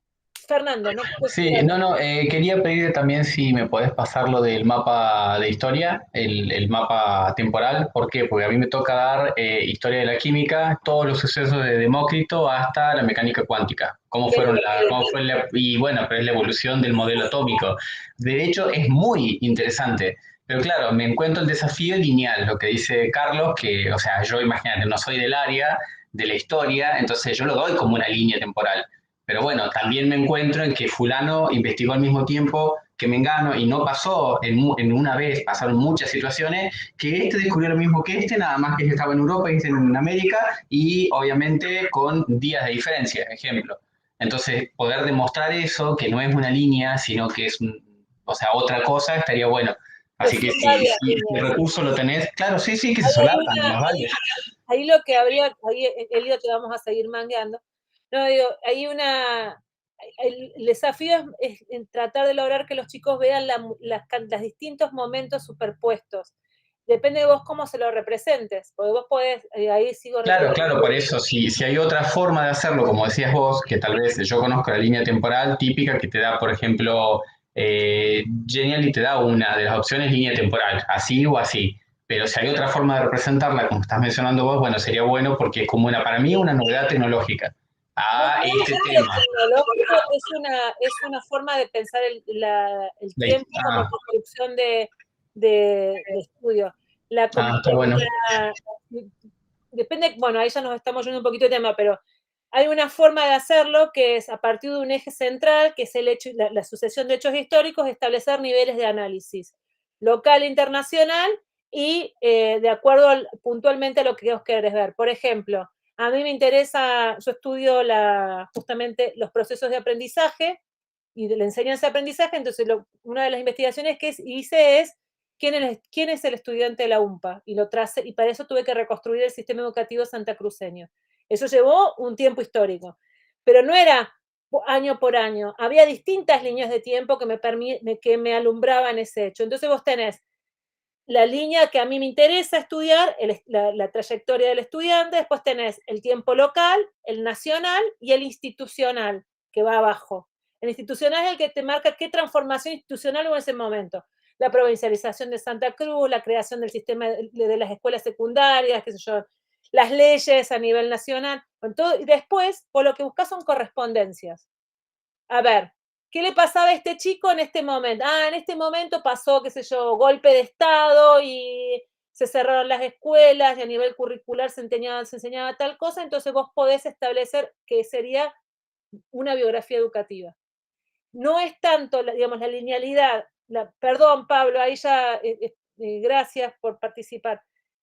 La linealidad la tenés que tener porque tenés que ver antes y después. Lo que te va a permitir en el análisis es el establecimiento de correspondencias. Sí, sí, tal cual, tal cual. Entonces vos ahí podés ver todos los niveles y le podés trazar qué es lo que tienen en común, digamos, lo sincrónico y lo diacrónico. Eso vos lo podés forzar al Giannili o al Pauton para hacerlo. Lo importante es qué es lo que vos querés mostrar en relación. Entonces, eso le indica al chico. Es lo mismo que pasa con los cuadros comparativos. Hay que enseñarle a cómo es qué comparo. O sea, no es que yo pongo un concepto a lo del otro y que juntos hacen magia y se relacionan y se compararon solo. Le voy a decir, ¿y la comparación? Y ellos dicen, ¿ahí dónde? Ahí están uno al lado del otro. ¿Y qué compara? Pera con manzana, ¿qué son? Fruta. Ah, bueno, ahí, pero ¿son iguales o no? Entonces, ahí, justamente, la tecnología por sí misma no me va a establecer la relación que yo quiero dar. Yo tengo que tomar una decisión que qué es lo que quiero hacer para ver qué tecnología me permite a mí mostrar lo que estoy haciendo. Quizás lo que tengas que hacer es un simple PowerPoint con un dibujito de correspondencia con lo que te estoy diciendo y no algo que se mueva y lo que cambie sea la herramienta clásica de la enseñanza, que es la explicación del docente, ¿no? No sé si te resuelvo o te empeoro. No, sí, sí, está bien, porque sí, perfecto, clarísimo. Te lo muestro después si querés a eso. Sí, sí, sí, está bueno. Inclusive son estrategias muy interesantes para trabajar con los chicos, porque vos podés hacer la primera parte, ahí te doy, Graciela y Elio, ya les doy. Vos podés trabajar con los estudiantes, les podés mostrar la primera parte vos y después ir trabajando con ellos en la elaboración subsiguiente de todos los otros procesos históricos para poder, justamente esto que decía Carlos, enseñarles a relacionar. A Carlos vos estás igual que los perros, ¿eh? Graciela, te escucho. Sí, lo que me parece interesante es el tema, por ejemplo, el tema de interpretativo y el tema de la elaboración de informes, ¿no? Que creo que a mí, por ejemplo, es o sea, por ejemplo, en mi materia, como yo trabajo en la licenciatura en administración, los chicos hacen registraciones contables, hacen balance, pero en definitiva no lo hacen con la profundidad que lo hace un contador, ¿no es cierto?, desde el punto de vista teórico. Yo en segundo año trabajo con ajuste por inflación y trabajo sobre análisis de estados contables. Entonces ahí ellos tienen que trabajar con una serie de fórmulas, ¿no? Y les arroja unos ciertos resultados. ¿Y cuál es el objetivo? Que el alumno sepa leer esa información que está contenida, sepa interpretarla y sepa explicarla, porque a ellos, ¿para qué los va a contratar alguien en una empresa o cualquier persona? Para que lean esa información, la sepan explicar y la sepan comunicar, ¿no es cierto? Entonces, uno de las situaciones en las que yo siempre me enfrento es lo siguiente. Por ejemplo, analizan rentabilidad y les dio, qué sé yo, 15%, ¿no? Y yo digo, bueno, explícalo. Y bueno, 15%, o sea, y te dice, viste, resultado sobre tal cosa, tal, y me repite el número. No, pero ¿qué significa? A ver, vos qué leíste, fíjate qué variables tenés acá, por qué se produjo esa pérdida, por ejemplo, vos tenés que ver por qué se produjo esa pérdida, ¿no? Entonces, eso implica que ellos empiecen a leer cómo es el contenido de los rubros, cómo evolucionó cada uno. Y esa lectura, ¿no?, que parece simple, para ellos es muy compleja a veces, porque están acostumbrados a obtener un resultado, ¿no? A obtener un resultado, pero no a saber explicar el porqué de ese resultado. Bueno, trabajamos bastante sobre eso y cuando tienen que redactar un informe, se les presentan muchas dificultades, ¿no es cierto? Dificultades en cuanto a trabajar el tema de cómo lo redacto, ¿no es cierto? Trabajo en tercera persona, a veces mezclan los tiempos verbales, tienen una serie de dificultades a la hora de redactar. Y bueno, cuando yo les corrijo me dicen que yo no soy de lengua, pero realmente es todo un trabajo que ahí es donde me parece que tienen que ¿Y en qué año estás, Graciela? yo estoy en primero y en segundo, pero ¿Y te en dicen primero eso? hacen ¿eh? Sí, te digo que en segundo son así, pero los tengo en segundo en el primer cuatrimestre. Supongo que después no, después cuando empiezan a avanzar, bueno, pero ahí se les plantea un escollo, digamos, a la hora de redactar un informe. Y bueno, hay que leer, trabajamos juntos. Yo, cuando me hacen el primer informe, yo generalmente les hago una serie de correcciones que va todo colorinche de vuelta, ¿no? Entonces le digo, corregí esto no va, acá está utilizando frases redundantes. Bueno, les pongo una serie de marcas ahí, bueno, corrigen, pero generalmente después que terminan esa tarea, que ellos la consideran porque ellos primero me dicen, bueno, terminamos ya hicimos todos los cálculos, ¿no? Yo le digo, bueno, ahora tenés que hacer el informe. ¿De cuántas hojas? Y yo le digo, no, de 2, 3 hojas.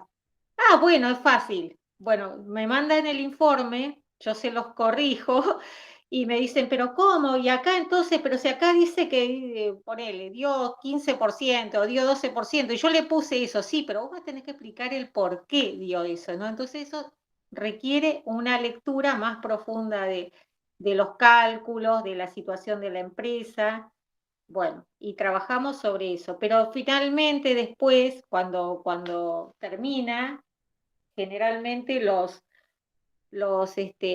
devoluciones, ¿no? Que es bastante compartida, es, bueno, nos sirvió, incluso una chica me dijo, gracias, profe, por haberme marcado todos mis errores, ¿no? Que eso es bueno, ¿no? Que no son, o sea, ellos a la hora de evaluar tienen como a veces como yo trabajo mucho sobre eso, ¿no es cierto? Que el tema del trabajo del profesor, de ir orientando, ¿no es cierto? La corrección no es un castigo, es una orientación, es darles una orientación de cómo tenés que ir armando las cosas, ¿no? Ese es el trabajo del profesor. Bueno, pero Sí, pero es un desafío porque es un desafío, sí. no es algo que todos lo hagan, es lo que nos está mostrando, lo que nos marca la preocupación y creo que una de las razones por la que existe esta diplomatura también, porque no sucede y de hecho fíjense cuántos están, ¿no? Cuántos están preocupados por eso y es un desafío muy grande marcado en el contexto en el que estamos, ¿no? Que vemos que los chicos, si un chico te dice, yo me muero, así, pero usted no es profe de lengua, no me corrija, lo mato. Claro, pero también sé leer, ¿viste? Claro, Sí, claro, ellos creen, ¿viste? Que uno sabe solo calcular. pero fíjate que esto de, no sé si a ustedes les pasa, pero poder explicar un número también pasa en estadística. No pueden explicar el resultado. Y fíjense, esto que vos dijiste, la variable por inflación, me hiciste acordar a la Argentina, Sí, algo que estamos hablando todos ahora. Qué, sí, qué necesario que es poder, cómo cuesta interpretar la consigna, los resultados que están en los prospectos de los remedios, que están en las ofertas del supermercado, te dicen lleva 3 y pagás al precio de 2, pero yo quería llevar 1, pero no está de oferta, entonces ¿cómo es? Entonces todas estas cosas que nos habitan en lo cotidiano, si cuestan mucho interpretar lo que quieren decir porque también no se trabaja sobre eso, así que es un desafío. sí. La Pero bueno, variable de la inflación nos acabas de deprimir de nuevo. y bueno, ¿qué va a hacer? Es un defecto profesional. No, pero está bien. Está bien. Bueno, Carlos. Helio estaba primero. Bueno, Huelio, cualquiera de los dos. Sí, ya no quiero hablar porque habló sobre la inflación, así que ya me deprimí, se me fueron las ideas con eso. Pero bueno, yo me quedé con esto de un poco del contexto, digamos, de esto del alumno debería, ¿no? Del alumno debería. Y el alumno realmente debería, ¿no? O sea, del 80% de las cosas que nosotros pensamos que el alumno debería, es que realmente debería saberlo, ¿no? Y si yo pienso la educación como una cadena, ¿no? Y nosotros estamos como educación superior en un eslabón 20, y si la cadena esta está rota en el eslabón 12, 13, 14, ¿podemos realmente desde el eslabón 20 arreglar eso que está roto en esos eslabones? ¿Hasta dónde, digamos, podemos nosotros esforzarnos y quizá bajar el nivel educativo universitario por tratar de resolver esos problemas o arreglar ese eslabón roto, digamos? Es lo que viene pasando, digamos que el docente se preocupa en enseñarle cosas que debería saber y deja de darle contenido que realmente está programado y está toda una carrera planificada para que el alumno sepa. Y al final el alumno se recibe sabiendo la mitad de las cosas y con muchas falencias y un estudiante como un profesional, ¿no? Un profesional eh, de baja calidad o que tiene que hacer un posgrado para poder llegar a un trabajo bueno o acorde que pueda seguir creciendo. Y ahí se empieza a ver esto por ahí un poco empieza a caer en el elitismo, ¿no? Por ahí creo que en la teoría crítica, creo, de la tecnología, creo que también hablaba algo así de cómo la tecnología también va diferenciando a las personas, el que puede llegar, el que no puede llegar, el poder, cómo va elaborando esta sociedad, cómo va mandando, ¿no? Cómo va determinando determinadas cosas y bueno, y todo eso cae en esto y después nos preguntamos cómo es el sujeto que nos llega a nosotros. Y un sujeto con una Argentina con una economía destruida, con un 50% de pobreza, ¿qué sujeto nos va a llegar? Nosotros ¿a qué nos vamos a enfocar? Bueno, en esos 15, 20, 30 de 120 inscriptos que pueden seguir, que pueden relacionar, que te pueden comprender, que te pueden preguntar, que se animan a preguntar, y vas con esos, digamos. Hay muchos otros que no los vemos, porque ni siquiera capaz que ingresan una vez en la plataforma, después no ingresan más. ¿Y qué vamos a hacer nosotros? ¿Qué podemos hacer más allá de por ahí mejorar para esos 20 o esos 30 que nos pueden seguir o pueden seguir el ritmo universitario? Es muy complejo. Y creo que marcaste el punto que es el punto crítico de la educación superior desde su masividad a la actualidad. O sea, la masividad de la educación superior no es ahora, se vio fundamentalmente en la década del 90, cuando estallaron las universidades en todo el mundo y acceden los sectores populares a la universidad elitista, ¿no? Ahí yo no sé si se los dije esta vez, pero bueno, el libro Cómo hacer una tesis de Humberto Eco nace fundamentalmente porque él veía en la Sorbonne que los chicos que llegaban, por primera vez en la historia que él daba clase en la Sorbonne, no sabían hacer una tesis. Entonces él escribe ese libro para poder ayudarle a los estudiantes a hacerla. Entonces dice, me encontré con que la llegada de las universidades se hicieron masivas, con que había problemas de acceso a la construcción del conocimiento que no daban cuenta de lo que la universidad tenía dada en sus reglas o en lo establecido. Entonces hay una gran discusión sobre esta transformación del sujeto de aprendizaje de la universidad pública, donde pone en tensión estos saberes previos. Y yo creo que lo que vos decís es muy interesante porque nos lleva, digamos, algunos lo resolvieron con un cursillo de ingreso eliminatorio, otros lo sacaron, otros hablan de ciclos compensatorios, otros hablan de, bueno, pobrecito, hay que aprobarlo porque no pudo y después se reciben.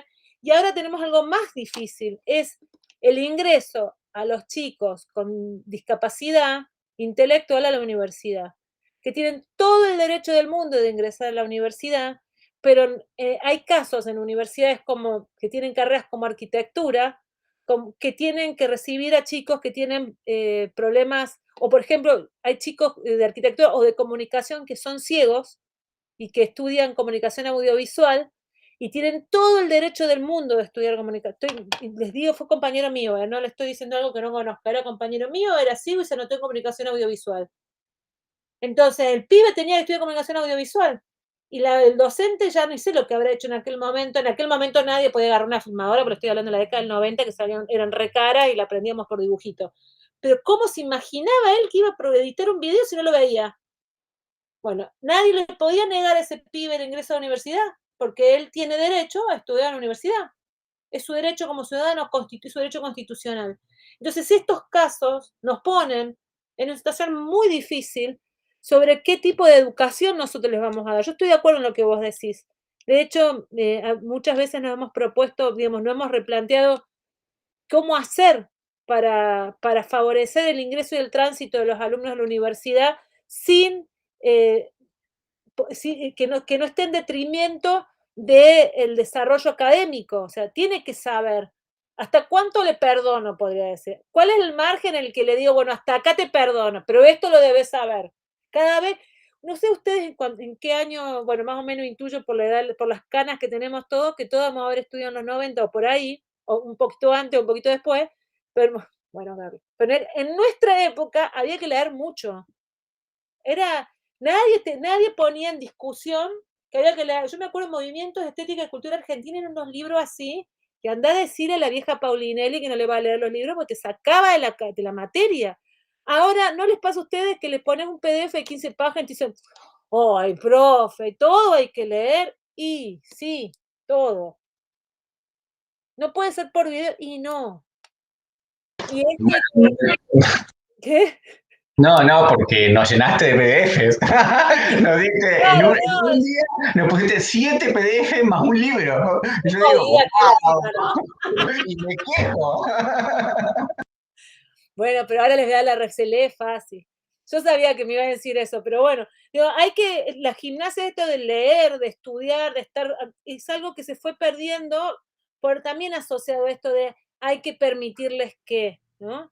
Hay que permitir, ¿hasta qué punto? Yo creo que inclusive no nos estamos animando a dar esta discusión para que no nos acusen de facho. O sea, mientras vos discutís, pues fíjense, ahora voy a decir esto y dice, meritocrático, pero bueno, pero el saber ocupa lugar, cuesta, implica construcción de proyectos de vida. ¿Por qué tiene que ir la universidad, digamos, por qué hay que sacrificar conocimiento? Es un tema muy difícil que yo creo que en cualquier momento lo vamos a tener, una discusión en cualquier consejo superior, en cualquier universidad, porque cada año se anotan más chicos con Asperger o con autismo. Cada vez son más. Ojalá fueran tan solo ciegos. Y la mayoría se están inscribiendo en ingeniería, les cuento. Por lo menos el tema ahí, o sea, tiene muchas aristas. En realidad, esta es una discusión que hace 10 años dimos en el nivel medio, o un poco más, y que tiene que ver si la inclusión es opuesta o se contradice con la calidad, ¿sí? Y yo creo que es el espacio, el desafío nuestro como docentes, donde podamos compatibilizar las dos cosas, la inclusión con calidad. Nos implica más trabajo, ¿sí? Seguramente nos lleva mucho más trabajo porque ya a ver, yo me formé antes de los 90, en los 80, ¿sí? Y como profesor en los 80, y a nosotros nos enseñaron a trabajar para grupos homogéneos. Y el que no, y el trabajo práctico era para todos igual, y el que no llegaba al 7, y bueno, o sea, a ver, fíjate qué haces, si seguís estudiando o no seguís estudiando, porque acá no es tu lugar, ¿sí? Esta fue la formación que nosotros recibimos de alguna manera.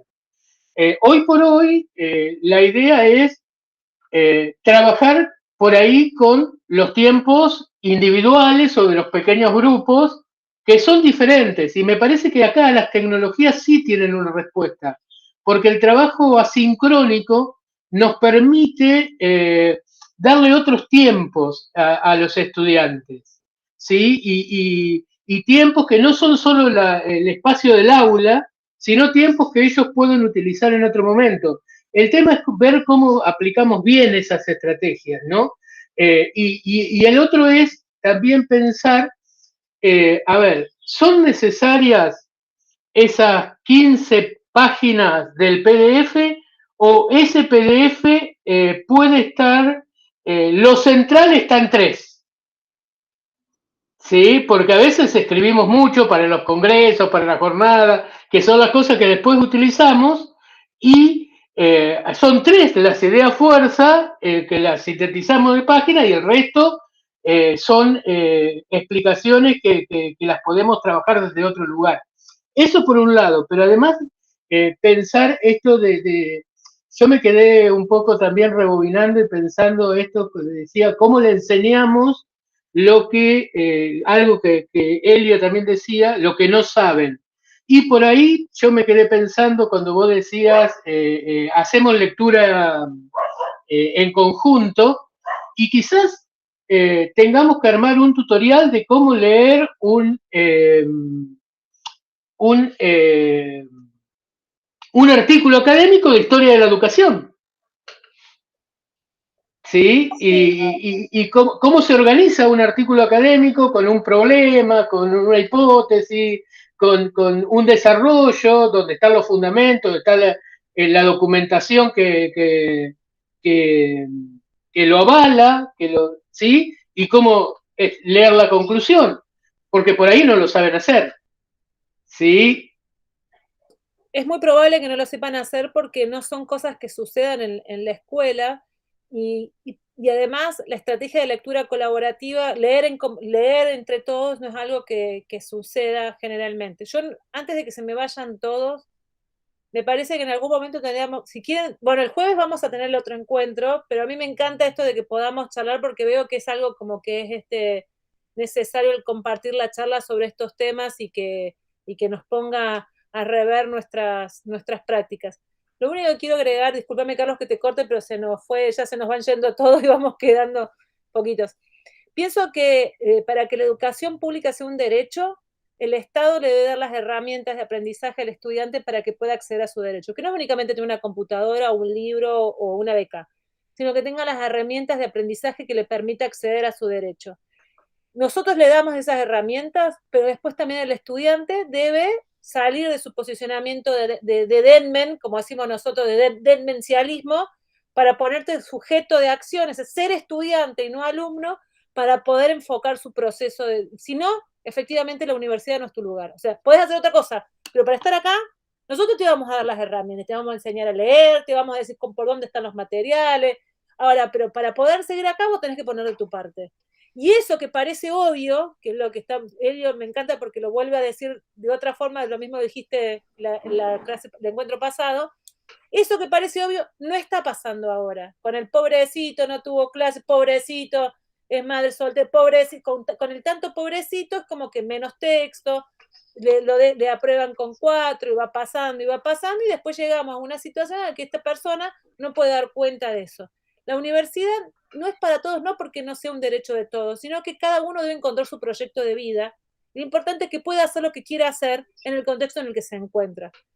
Y nosotros, para que la educación pública sea un derecho, tenemos que darle las herramientas para que lo pueda hacer. Y si no, pone de su parte y lamentablemente no va a poder hacerlo. Yo creo que es una discusión necesaria, que está bueno que existan estos espacios para poder animarse a plantearlo, y que en cualquier momento va a ser una discusión que vamos a tener en la UMPA, por cómo están las cosas. O sea, yo veo que la cosa no mejora, veo que suceden muchos problemas, y que en cualquier momento va a suceder esta discusión. Yo les pido... Sí, Carlos, dale. La educación obviamente no tiene que ser meritocrática, pero creo que algo de esfuerzo del estudiante tiene que haber, ¿no? Es que eso que vos decías, Carlos, de que está bien que la educación es sincrónica o que estudien cuando quieren, digamos, el tema es que estudien, ¿no? Ya sea claro. mañana, a la noche o a la tarde, pero que estudien, ¿no? Porque si no, es lo mismo que le pongan 24 horas de voz en la página o lo que sea, que no importa. Yo siempre les digo a mis alumnos, digamos, que el que es puramente estudiante, digamos, el que no trabaja o tiene otras actividades, tiene que estudiar 8 o 10 horas por día, todos los días. Que el estudiar duele, les digo, yo no sé dónde lo leía eso, ¿no? Pero si no se esfuerza, olvídate, ¿no? O sea, yo tampoco los apruebo y se van a dar contra una pared siempre. Es que, a ver, con esto creo que está pasando lo mismo que con el tema de planes sociales, ¿no? Que por allí, hoy por hoy, hay, yo no sé si es discurso neoliberal, pero hay bastante información que dice que muchas empresas no están encontrando trabajadores, porque los planes sociales cubren las necesidades mínimas y entonces la gente no quiere ir a trabajar en las empresas. Incluso leí hace poquitos días que se estaba pensando en algunos casos considerar que los que tienen planes sociales no los pierdan si entran a trabajar en blanco. ¿Sí? O sea, que lo mantengan aún trabajando en blanco. Me parece que llegamos a los extremos de ahí de la situación, ¿no? Porque hay ya tercera generación de familias que nunca trabajaron. ¿Sí? Porque nunca trabajaron y de un sistema educativo como el santacruceño de que no los contuvo. Y que entonces van bien y le regalan el título de la escuela. Yo creo que eso, por eso, justamente, y justo me da pie para cerrar la relación de los conceptos. Esto tiene que ver con la relación entre cultura y aprendizaje. Un alumno que llegue en este contexto, que le falta todas estas cosas, que tiene un teléfono, pero eso no significa que aprende con el teléfono, que le faltan un montón de cuestiones, no solamente de contenido, sino procedimentales. Esto de, no me o sea, que te hablan como si vos fuera el vecino, con el amigo de la infancia con el que se juntan a tomar cerveza en la plaza, o que no se vista enfrente a la cámara, como nos ha pasado, o que se tapan no sé si tú estás, a nosotros nos ha pasado de todo ya, un montón de cosas, que cambian la identidad, que se roban los trabajos, que se copian inclusive frente a la pantalla, es un montón de cuestiones que son muy innovadoras, menos aprender, menos estudiar. Entonces hay un montón de cosas que tienen que ver con este sujeto que aprende, que tenemos en la universidad, y nosotros tenemos el contenido y lo tenemos el chico, y algo tenemos que hacer con todo eso. Y son un conjunto de decisiones que empezamos a tomar. La idea del guión conjetural es tornar evidente esta situación para poder ver cuáles son los caminos que tomamos para dar cuenta de eso, ¿no? Y poner en tensión estas decisiones de cómo involucro. Eso no quiere decir que le voy a regalar la materia, que decía, ay, pobrecito, no tuvo la escuela secundaria, entonces, no. Significa que para lograr ese objetivo, yo debo dar cuenta de un montón de pasos previos. Después el estudiante tiene que estudiar, por eso es una situación que el docente conjetura. Después el estudiante hace su parte. Discúlpeme que les corte, pero no quiero que nos excedamos del tiempo pautado. Esto ya es la segunda vez que nos pasa que nos vamos excediendo en el tiempo.